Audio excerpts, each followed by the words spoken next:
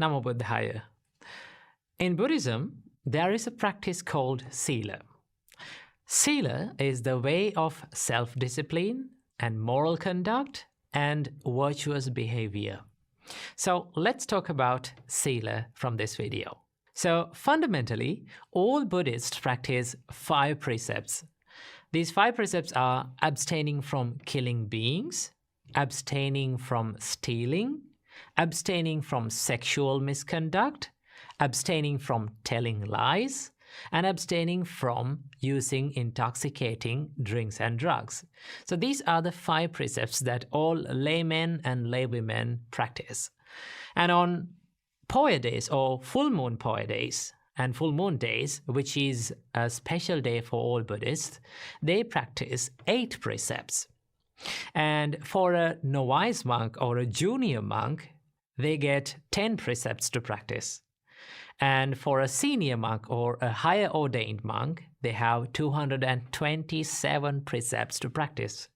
So a lot of disciplinary codes and a lot of precepts and a lot of, you might think, a lot of rules, right? This is a complaint that most of the time that I hear from people who are new to Buddhism. They say, oh, there are a lot of rules, there are a lot of disciplinary codes, and there are a lot of restrictions.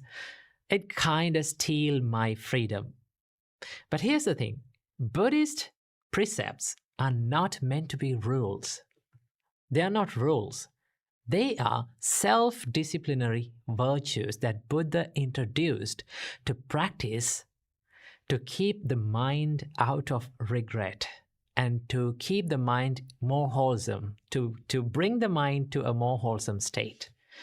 So why did Buddha introduce these practice as a sila or a disciplinary, these virtues or moral conducts or precepts? Why did he do that? The reason is the Buddha realized when someone engaged in such activities like breaking a precept, it accumulates bad karma or unwholesome karma. And what unwholesome karma leads to? That leads to suffering or regret.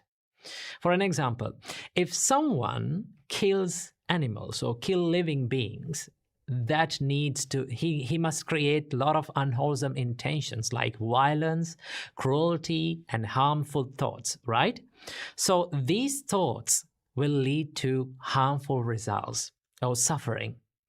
The Buddha said that intention is the karma. Chetanahang bhikkhave kammang vadami. Monks, I say, the intention is the karma. So as intention is the karma, if someone generates more unwholesome intentions, then he will accumulate more unwholesome karma, which leads to unwholesome results or suffering as a result. So the Buddha said, it is much better to stay away from these actions which leads to suffering in life.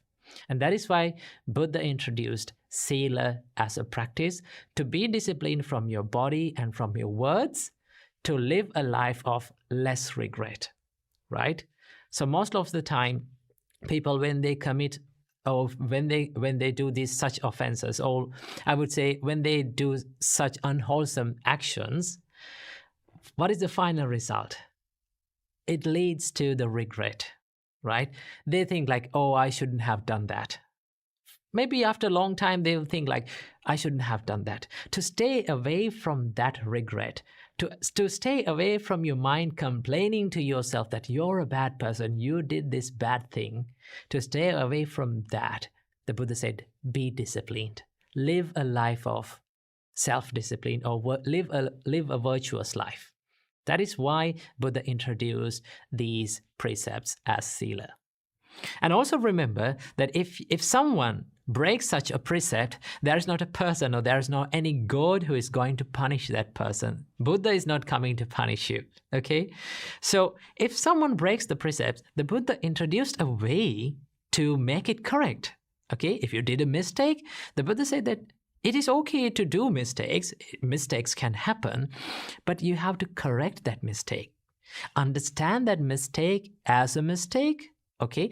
Understand that offense as an offense and correct it. The way to correct an offense or a mistake is to be open up. Do not hide that offense. Do not keep that mistake in your life and hide it and cover up and live like pretend to be a good person. The Buddha said, if you did an offense, be opened up.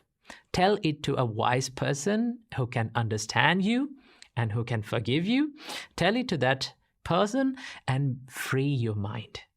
Okay, that is why in monks' tradition, usually in monks' disciplinary codes, if a monk did an offense, or it is called apatti in monks' tradition, if apatti has happened, a mistake has happened, the way that we can correct that mistake is to go to a brother monk or a spiritual companion and to be open up to him, to say that I did this offense.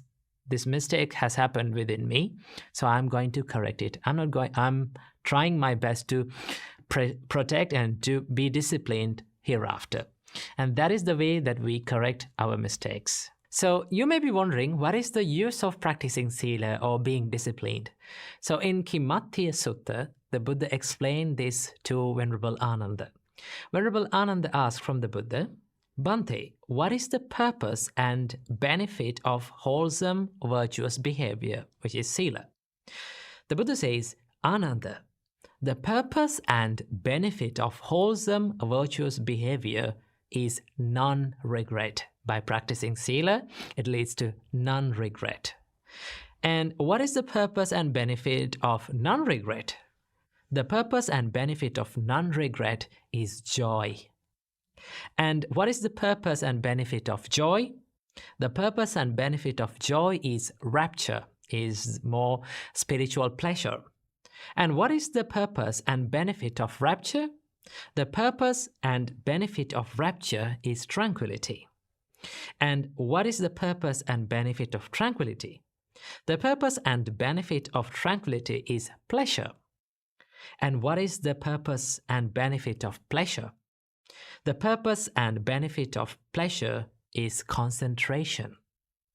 And what is the purpose and benefit of concentration?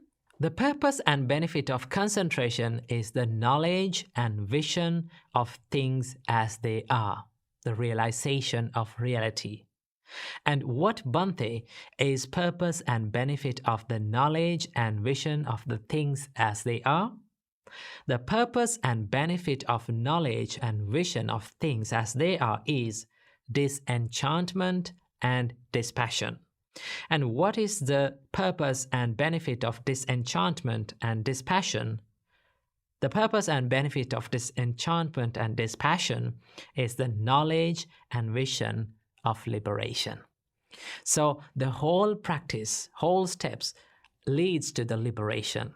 So one must practice the Buddhist precepts to find the liberation, which we call Vimutti in Buddhist tradition. So being disciplined, it will make you liberate. So someone can think being disciplined and having these disciplinary codes will lead to like restricted life, more difficult life, more boring life. Someone can say, usually people say that, oh, monks' life is so boring. They have a lot of things to, like a lot of restrictions and a lot of rules to practice. It is difficult, it is boring. Actually, the monk's life is so interesting and more enjoyable and more happy, because so many things, like you haven't tried this. That is why some people think that this is boring. But this is one thing, one life that one can enjoy very much and which is very peaceful.